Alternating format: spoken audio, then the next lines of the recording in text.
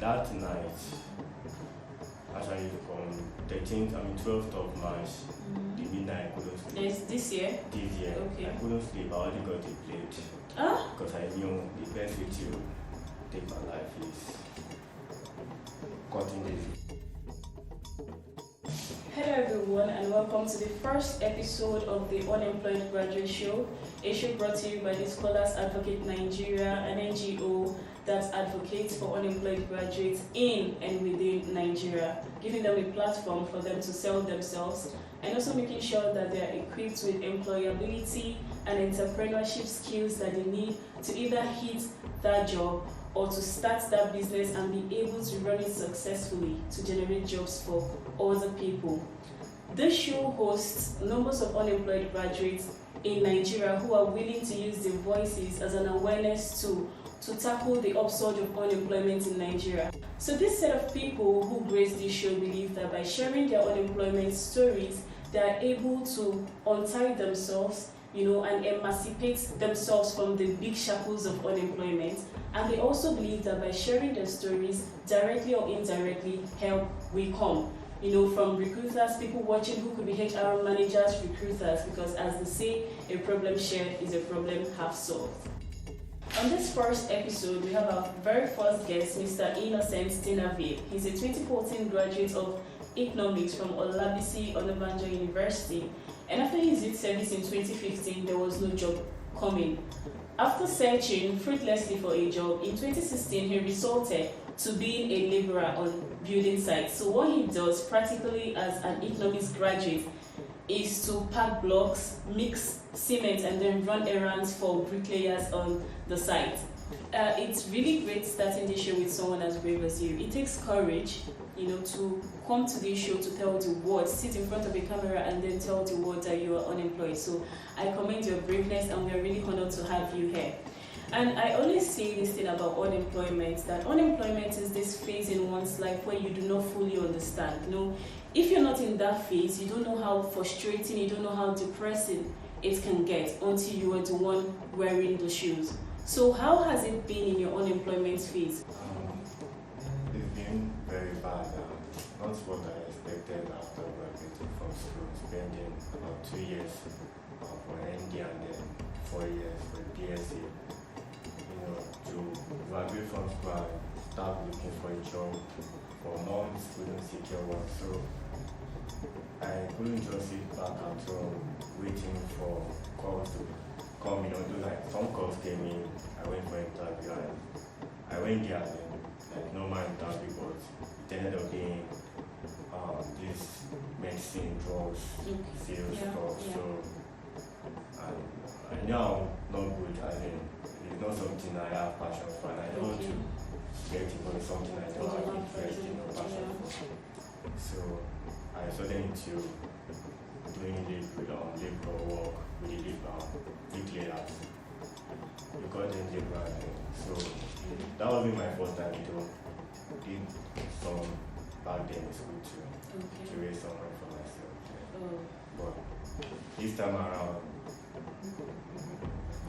after graduating, thinking within a month, 2 months, 3 months, or 6 months, just become, but it couldn't. It didn't. So you had to fall back to doing that. To what I did. Something you didn't see yourself doing after school. So it wasn't easy. At some point, I felt worthless, useless to my family and the few friends I have.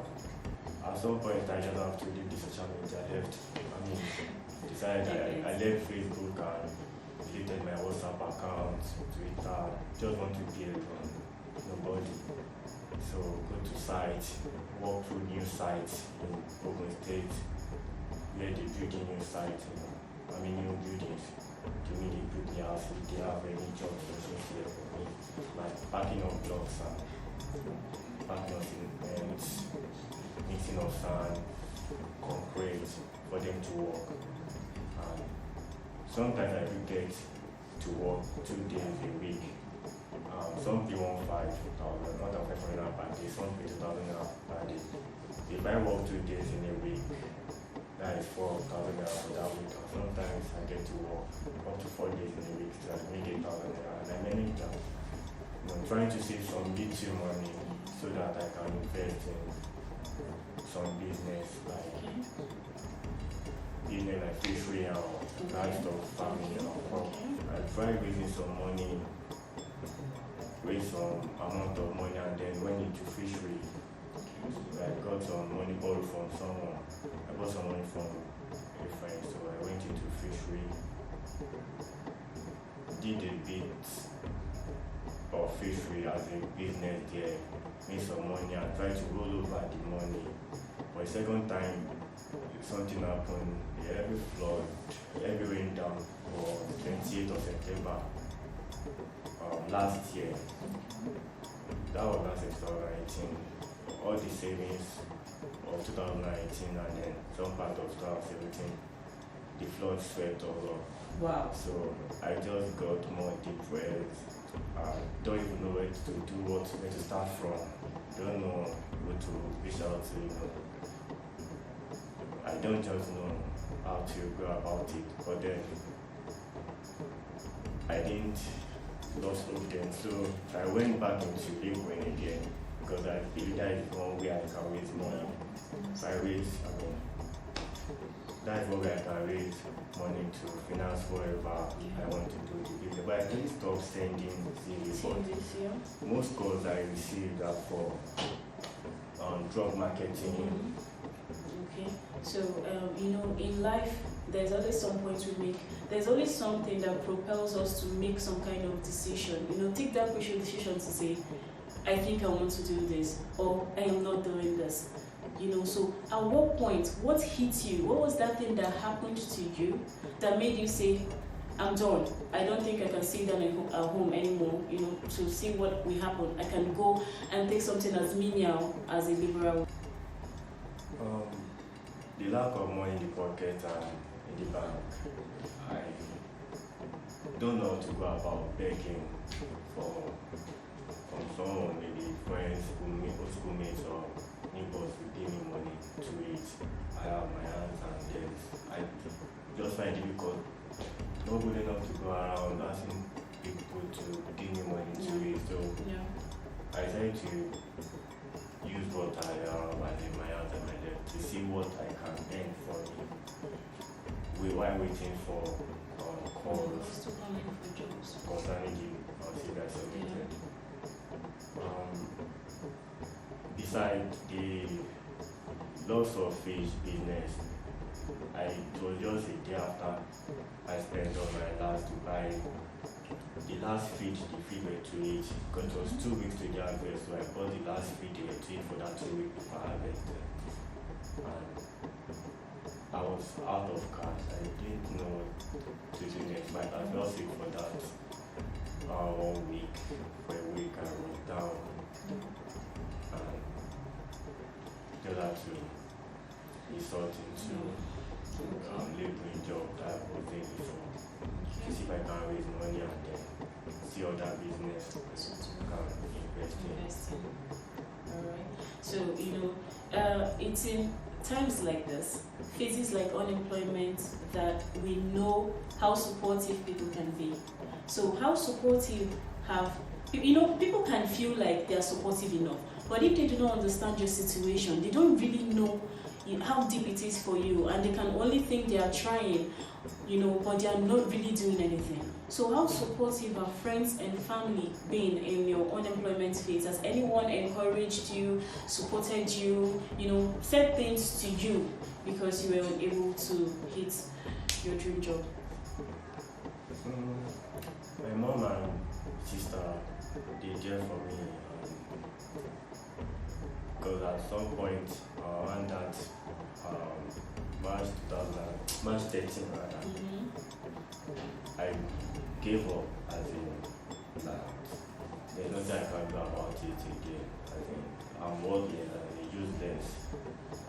I'm of no use. So that night Actually, from 12th of March, the midnight I couldn't sleep. This year? This year. Okay. I couldn't sleep. I only got the plate.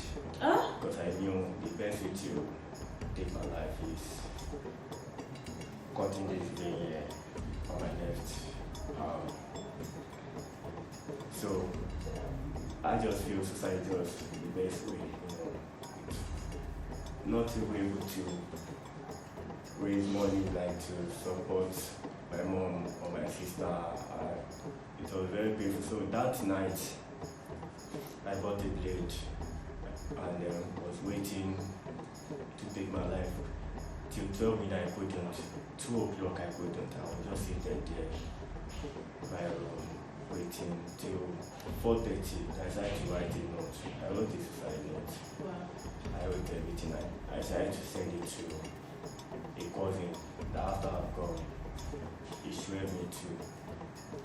He should bring it and then give it to my sister that I'm sorry for what I did because I'm my only brother. So I sent him a message I snapped the suicide note. I sent it to him. The message didn't get delivered. I sent it again. My data was on. It didn't get delivered. I sent it again. My data was on. I was having data.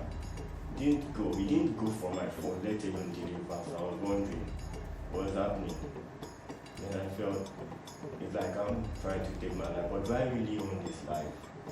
Am I living the kind of life I want to live? I haven't gotten halfway the life I want to live. So I thought about it. Then, because I need to send that suicide note, that's to go for my phone before I cut my veins. But I don't know how God did it. Yeah. So it's not going. It wasn't going. So later in the morning, I didn't sleep overnight at times because that was the day I decided to. But I didn't yet give up because June 15 was my birthday, so I decided, okay, even if you didn't go on that 13th of March, June 15 my birthday, I'll be 30. That my birthday, to be good for my birthday, to be my 30th day. Wow. So I made myself that. Oh my God. So I only share this with only one person beside you now. You're the second person hearing this. You're the second person hearing this. So your sibling, that means your mother doesn't even know till now, and your sister that you made. Wow. The one person. I thank God that you did not take that decision.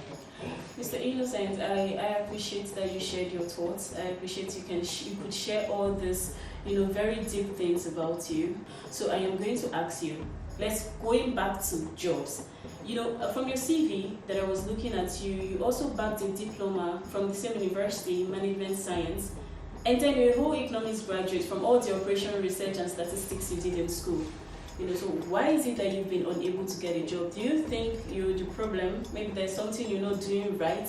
Or do you think it is the recruiters? Maybe they're not using the right parameters to judge who is fit or unfit for a job?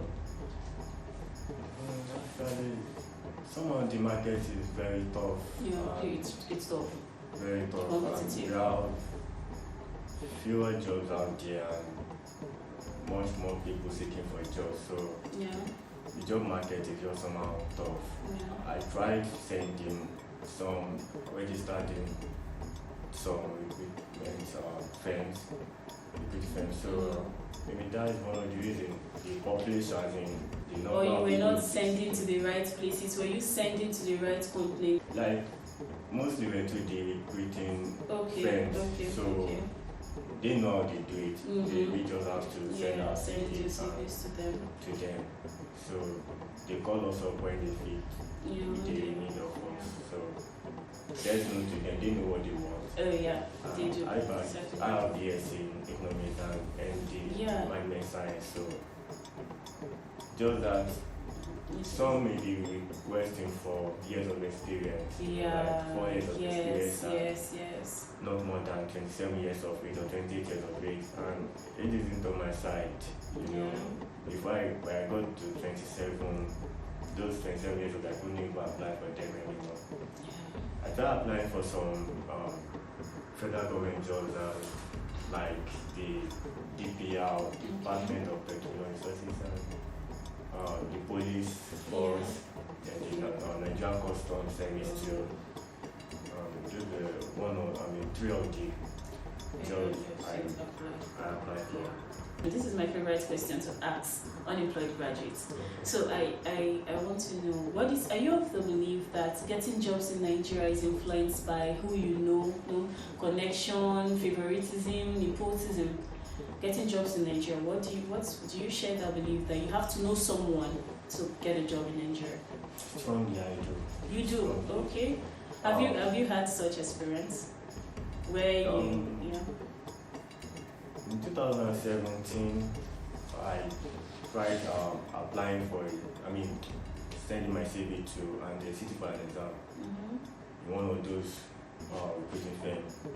And I gave a call first because the person who gave me the information about them told me that they take an exam for 2 days, either Wednesday or Thursday, or just 2 days in a week.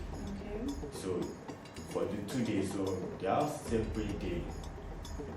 He didn't tell me that, but when I called the number I saw on net that I'm down to sit for an exam, that which day should I come for the exam? The person who picked the call asked me, am I directed here by someone,